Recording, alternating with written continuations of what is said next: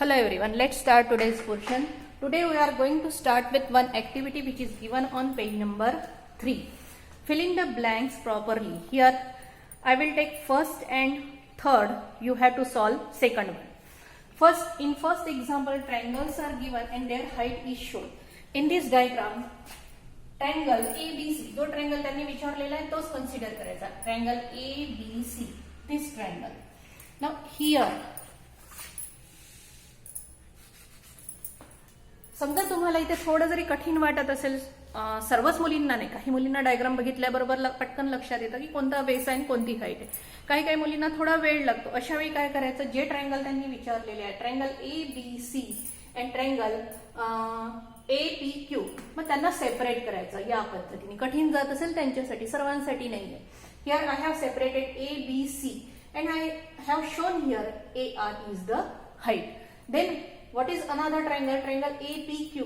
Here I have shown APQ and what is height? AR. Now let's fill in the blanks which is given in that activity. Area of triangle ABC, दोन ट्रायंगलचा ratio घ्यायचा असेल एरियाचा, तर आपला formula काय, B1 into H1 upon B2 into H2. B1 is base of one triangle, height of one triangle, base of another triangle, height of another triangle. This is first, second. What is the base? What is base here? BC. Right here. What is height here? AR. For this triangle. हा triangle इथे खाली दिलेला आहे, त्याच्यामुळे मी इथे लिहिली. समजा हा ट्रायंगल वर दिला असता तर मी कोणता पोर्शन आधी लिहिला असता, हा वाला पोर्शन आधी लिहिला असता. What is base here? PQ. And what is height here? AR. Now what is shown? What do you observe here? AR is common on both the side, that is numerator and denominator, and therefore they cancel each other. What is remaining here? BC upon PQ. That means here height is common and therefore their ratio will be about base. Base चा त्यांचा ratio येऊन राहिलेला आहे, त्यांची height common असल्यामुळे. Now in third example, what is given? Second one you have to solve. Second सोपी आहे, तुम्ही कोणत्याही पद्धतीने सोडवा. आता ऍक्टिव्हिटी कशा सोडवायच्या, एक तर तुम्ही पुस्तकात सोडवा डायरेक्ट, किंवा तुमच्या नोटबुकमध्ये सोडवा. नोटबुकमध्ये सोडवलं तर जास्त चांगलं राहतं, कारण आपण पुस्तकात सोडवल्या तुम्हाला ह्या डायग्राम पुस्तकात तिथे त्या डायग्रामच्या बाजूला काढावं लागेल. नोटबुकमध्ये त्या सोडवल्या तर तुम्हाला ऍक्टिव्हिटी कशा सोडवायच्या त्याची प्रॅक्टिस होऊन जाते, त्याच्यामुळे नोटबुकमध्ये सोडवा. Third example, here in this diagram what is given? M is the midpoint. M is the midpoint, that means AM is congruent to MB. And CM is the median. Median means it is a segment which is joining midpoint and its opposite vertex. या segment जैसा midpoint आहे त्याचा opposite vertex जोडणारा segment म्हणजे median असतं. Now if this is a median, segment CM is the median, therefore M is the midpoint. M is the midpoint, therefore AM is congruent to MB. Now here again separate both the triangles. First triangle त्यांनी ratio कोणाचा विचारला? AMC. AMC.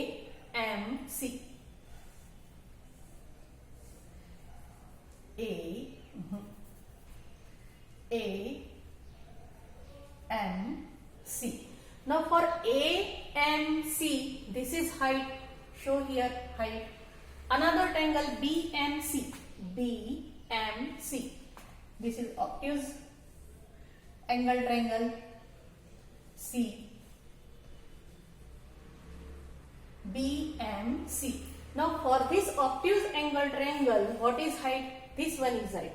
For this triangle, this one is height. That means height is common here. That means you have to show here height CD. Here CD. Here in both the cases, height is common. दोन्ही cases मध्ये बघा तिथे height काय आहे, common आहे. And therefore आता तिथे तुमच्या डायग्राम मध्ये हाईट ड्रॉ केलेली नाहीये, त्याच्यामुळे तुम्हाला लिहावं लागेल draw height CD. And if the height is common, their ratio will be about basis. Therefore A1 upon A2 is equal to B1 upon B2 if H1 is equal to H2.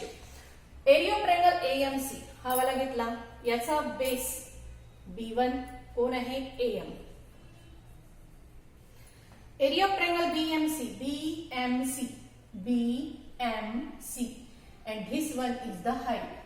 He height आहे, याचा अर्थ हा पूर्ण base होईल का? नाही, हा पूर्ण बेस होत नाही, फक्त हाच बेस आहे.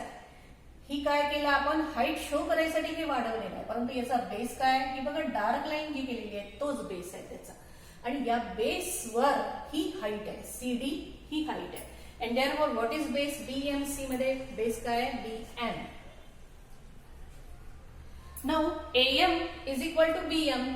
AM is equal to BM, म्हणजे AM च्या ऐवजी मी BM ठेवू शकते, AM च्या ऐवजी मी BM ठेवते. BM upon BM is equal to, answer काय येईल? 1/1. अँड 1/1 म्हणजेच काय लिहितो आपण? 1:1:1. Now here in this way these two examples will be like this. After that practice set 1.1 on page number 5.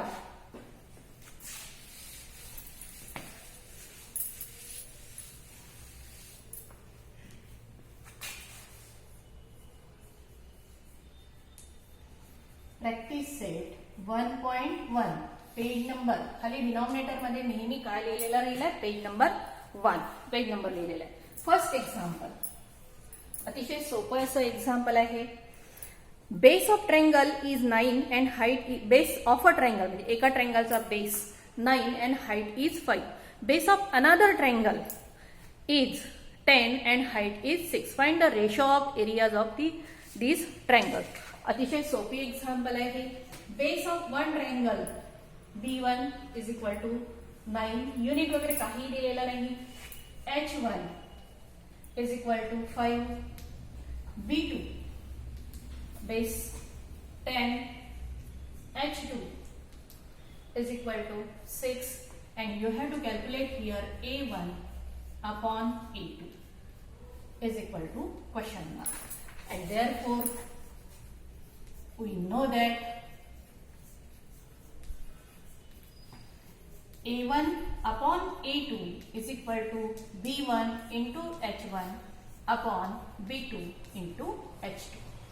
Substitute here value B1 9, H1 5, B2 10, H2 6. आता याच्यामध्ये भाग जातो. भाग कोणाकोणामध्ये द्यायचा असतो? नेहमी न्यूमरेटर आणि डिनॉमिनेटर मध्ये ज्या व्हॅल्यूज आहेत त्याच्यामध्ये भाग जातो. दोन्ही व्हॅल्यू जर न्यूमरेटर मध्ये असेल तर त्यांचं काय होतं? मल्टिप्लिकेशन. आता बघा याच्यामध्ये आणि याच्यामध्ये भाग जातो. इथे खोडतोड करायची का? कधीच नाही, बिलकुल नाही करायची. रफ पेज वर घ्यायचं 9 into 5 upon 10 into 6. 5 × 5, 5 दुने 10. आता पुन्हा इथे भाग जातो. 3 दुने 6, 3 त्रिक 9. कोण कोण राहिलं? 3 into 1 upon 2 into 2, म्हणजे 3 into 1 न्यूमरेटर मध्ये दोन्ही व्हॅल्यूज आहे. 3, 2 into 2 4. This is the answer. इथे कुठेही खोडतोड करायची नाही. A1 upon A2 आणि खाली आन्सर. आन्सर काय लिहाल मग? प्रत्येक वेळी तुमचा क्वेश्चन जेव्हा कंप्लीट होतो तेव्हा तुम्हाला आन्सर लिहायचं असतं. Ratio of areas of this triangle. Ratio of areas of this triangle is equal to, तुम्ही कोणत्याही फॉर्म मध्ये लिहा, 3:4 लिहा किंवा 3/4, कोणत्याही फॉर्म मध्ये लिहिलं तरी सुद्धा चालतं. त्यानंतर त्यातलं second example,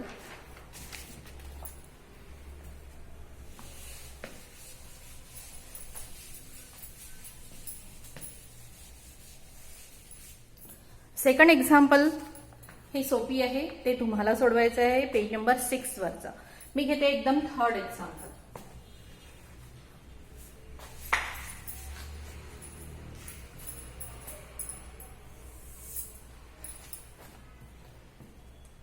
Third one on page number 6. Here diagram is given like this.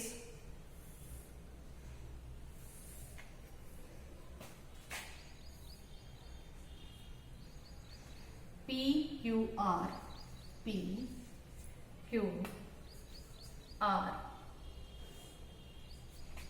This is perpendicular drawn from point P because it is obtuse angle triangle S. Now what is given here? In the figure, segment PS perpendicular to segment RQ. PS perpendicular to RQ.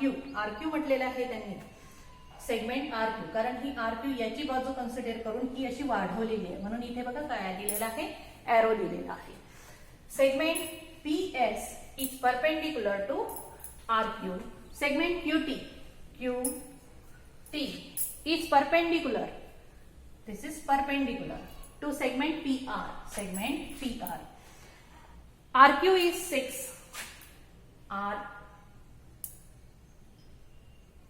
RQ is 6. This one, हा एवढा portion is 6.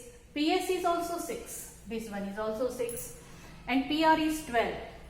Total distance PR is 12. म्हणून ही बघा मी दोन्ही साइडला arrow दाखवून देते कारण ती पूर्ण 12 आहे. And here find QT. QT is equal to question mark.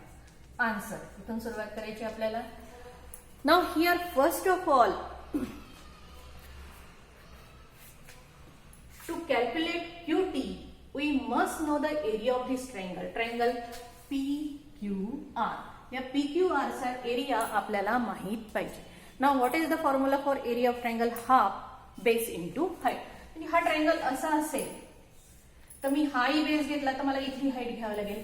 समजा मी इथला बेस घेतला तर ही इथली हाईट घ्यावी लागेल, परंतु मला इथला बेस माहित आहे परंतु हाईट माहित नाही. म्हणजे मला आधी काय करावं लागेल, तिथे हाईट माहित करून घ्यावी लागेल. तेव्हा मला हाईट माहित करून घ्यायची आहे मला तिथे, त्याच्यामुळे मला एरिया काढावा लागेल. पहिल्यांदा कोणता बेस घ्यावा लागेल? हा बेस घेऊन ही हाईट घ्यावी लागेल. Here first of all area of triangle तुम्ही डायरेक्ट असंही लिहू शकता. Area of triangle is equal to half into base into height. किंवा हे एवढा मोठा पोर्शन असा न लिहिता तुम्ही शॉर्ट फॉर्म मध्ये लिहू शकता, into B into H. Therefore, area of which triangle? Triangle PQR. PQR is equal to half. Here, first of all, we are considering base and height. जो base दिलेला, हा base दिलेला. Therefore, for this base, which one is height? This one is height. RQ. RQ. What is height? PS. And therefore half into 6 into 6. आता इथे बघा ही value denominator मध्ये आहे, ह्या दोन्ही व्हॅल्यू न्यूमरेटर मध्ये आहे, म्हणून इथे भाग जातो. बेपरीक 6 3 into 6 is equal to 18. Square त्यांनी सेंटीमीटर मध्ये दिलेलं आहे का? नाही, स्क्वेअर नाही, म्हणून काय म्हणायचं? Square unit. कारण तुम्हाला तिथे युनिट लिहिणं आवश्यक असतं. समजा सेंटीमीटर मध्ये दिलं असतं तर काय लिहिलं असतं? Square centimetre. हा झाला एरिया. पहिल्यांदा area of triangle PQR. Now again we will use this area. Again area of triangle PQR, but we will change here base. If we consider this one is base, then this one will be height. What is base here? Half into base. Base कोणता आहे याच्यामध्ये? PR into height QT. What is the area of triangle PQR? We have calculated here 18 is equal to sign बरोबर त्याच्या खाली येऊ द्या. Half into PR 12 into QT. We have to calculate here. QT आपल्याला काढायचं आहे म्हणून राईट हँड साइडला ठेवून द्यायचं. आता इकडच्या व्हॅल्यूज मला राहिलेल्या दोन्ही व्हॅल्यूज मला इकडे आणायचे आहे. समजा इज इक्वल टू साइनच्या तिकडे नेतो तर ते बघा न्यूमरेटरचं डिनॉमिनेटर मध्ये जातं आणि डिनॉमिनेटरचं न्यूमरेटर. आता बघा ही व्हॅल्यू कुठे आहे? ही व्हॅल्यू इकडची जशी आहे तशीच ठेवायची. ही व्हॅल्यू कुठे आहे? डिनॉमिनेटर मध्ये. इकडे येताना ती कुठे जाते? न्यूमरेटर मध्ये जाते. ही व्हॅल्यू बघा न्यूमरेटर मध्ये आहे, वर आहे, मग ही व्हॅल्यू इकडे येताना कुठे जाते? खाली जाते. आता याच्यामध्ये भाग द्यायचा. 18 into 2 upon 12. 12 12 12 12 6 1 6 साइन 3 18. किती आला आन्सर? 3.